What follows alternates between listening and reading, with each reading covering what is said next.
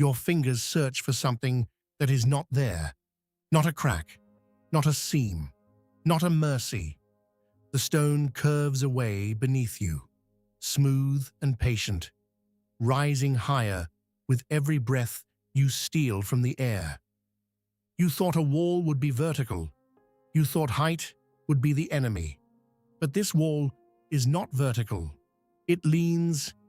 It begins at a climbable angle, almost inviting. Your boots find purchase. Your hands press forward. Your body commits. And then the geometry changes. The incline steepens. Your center of gravity shifts backward. Your spine arches. Your throat lifts toward the sky. Your weight drags you down as if the stone itself rejects you. This is not a wall built to block you. It is a wall designed to expose you. Welcome to Japan Rewind. The year is 1615. Osaka Castle has just fallen after months of siege, but the lesson of Osaka is not destruction. It is refinement. Across Japan, stone walls had been evolving for decades, not merely growing taller, growing smarter. The curved batter known as ogi no kobai, the fan-shaped slope, transformed castle walls from barriers into instruments. The lower section tempts ascent. The upper section punishes it. Ladders refuse to sit cleanly against the curve. Weight shifts outward, momentum breaks. And above you, defenders wait with calm discipline. The curve alone does not kill. It creates vulnerability. The stone does the rest. Japanese castle walls were dry-laid. No mortar binds these massive blocks. At first glance, this appears fragile. It is the opposite. Japan is a land that moves. Earthquakes fracture rigid systems. Mortared walls crack along fixed seams. Dry stone shifts. It absorbs shock. It settles. It locks back into weight and gravity. The wall survives tremors not through rigidity, but through flexibility. And a wall that survives remains lethal. Construction techniques evolved alongside warfare. Nozorazumi used natural fieldstones, quick to build, effective, but rough surfaces left climbing holds. Uchikomi Hagi introduced partially shaped blocks. Gaps tightened, surfaces hardened. Kirikomi Hagi perfected the cut. Massive ashlar stones fitted so precisely that even a blade struggles to slip between them. The smoother the face, the less forgiving the climb. This was not aesthetic excess. It was iterative design under pressure. But even the most perfect wall is only the beginning. You survive the climb, perhaps by luck, perhaps because defenders are stretched thin. You drop inside the outer gate, expecting chaos. Instead, you enter confinement. A square courtyard enclosed on 3 sides. Another gate stands ahead. A tower rises above it. You have stepped into a Masugata, a box designed to compress momentum. The outer gate collapses behind you. Men surge forward, but there is nowhere to spread. Spears tangle. Shields overlap. Orders vanish into echo. The only direction available is a sharp turn, usually to the right, sometimes to the left in later variations. The turn is not theatrical. It is tactical. It breaks formation. It forces your body to pivot under observation. Above, defenders do not rush. They aim. The architecture does not rely on drama. It relies on congestion. Castle assaults in Japan were not daily spectacles of heroic charges.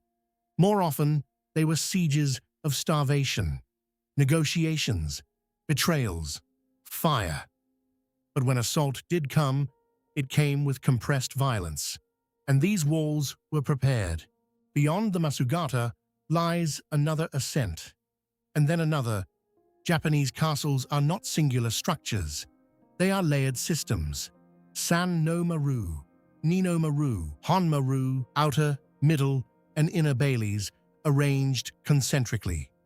Each must be taken independently. Each forces renewed exposure. Himeji Castle rises along Himeyama Hill in deliberate progression. Its path winds through a sequence of gates and turns. The route is not straight. It spirals. False openings mislead. Dead ends exhaust. The correct path reveals itself only as you move deeper, and each movement is visible from above.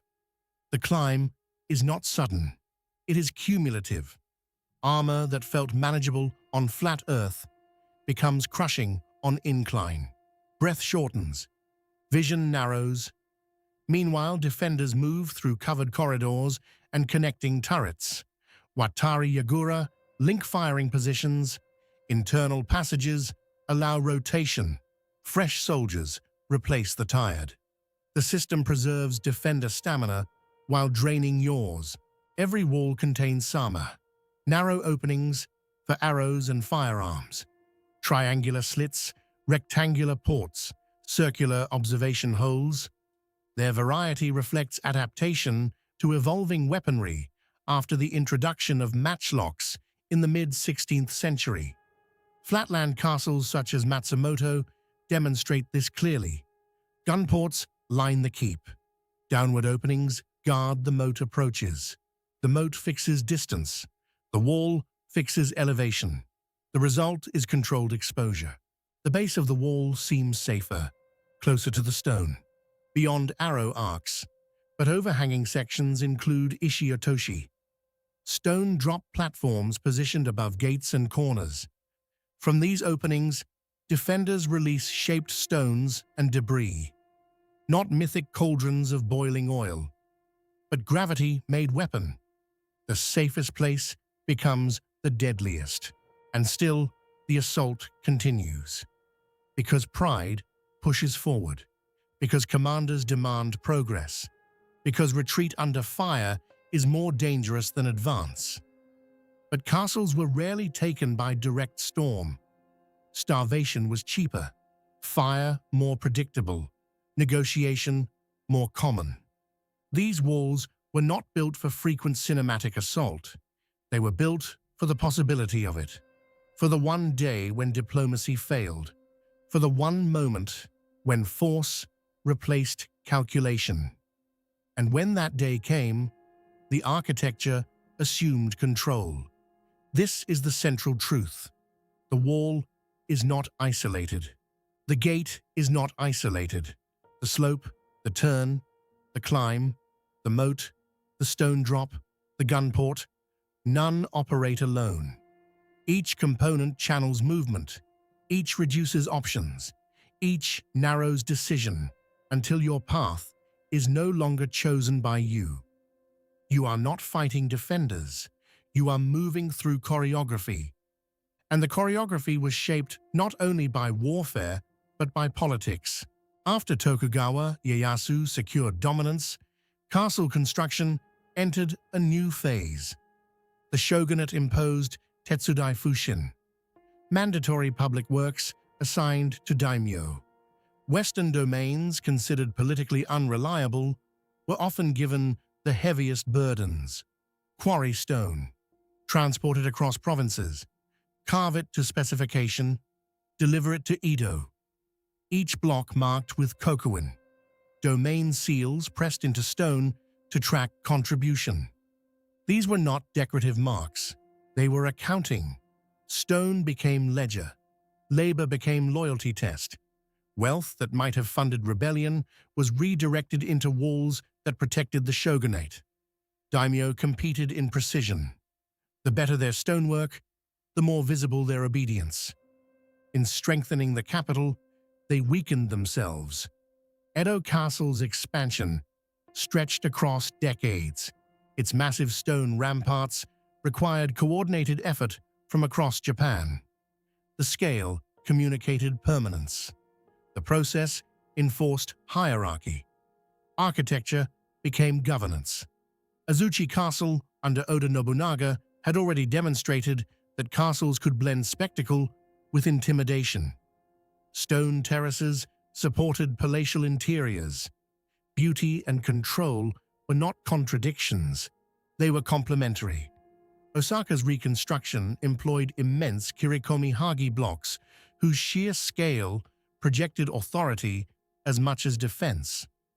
Matsumoto demonstrated how flat terrain could be fortified effectively through careful integration of moat, elevation, and layered approach. Each castle refined the same principle. Control movement, control resources, control perception. The genius was not mathematical perfection, it was systemic thinking. Design that anticipated behavior. Design that shaped behavior. The invader who reaches the inner bailey has already been diminished, not by singular confrontation, but by managed exhaustion, managed confusion, managed exposure. The keep stands above, not as a final battleground, but as confirmation that the system worked. 4 centuries later, these walls remain. The curves still rise, the slopes still lean, the stones still lock without mortar. They no longer process invaders, but they still demonstrate the mindset that built them. A mindset that understood terrain as ally, geometry as leverage, labor as political instrument, and architecture as quiet violence. The wall was not merely a defense. It was a filter, a mechanism, a statement. It reduced chaos into order, turned momentum into hesitation, transformed ambition into attrition. And it did so without speaking. The next time you see a Japanese castle wall, do not look only at height. Look at the curve. Look at the joints between stones. Look at the angle of approach. Look at the distance to the moat. Look at the position of the gate. Every element participates. Nothing is decorative. Nothing is accidental. This was not architecture reacting to attack. It was architecture anticipating it. And in that anticipation lies its true power. The wall was the weapon, not because it struck, but because it shaped. If this exploration of Japan's architectural systems sharpened your understanding, like this video and subscribe to Japan Rewind. Because in feudal Japan, power was never accidental, it was engineered. And we're just getting started.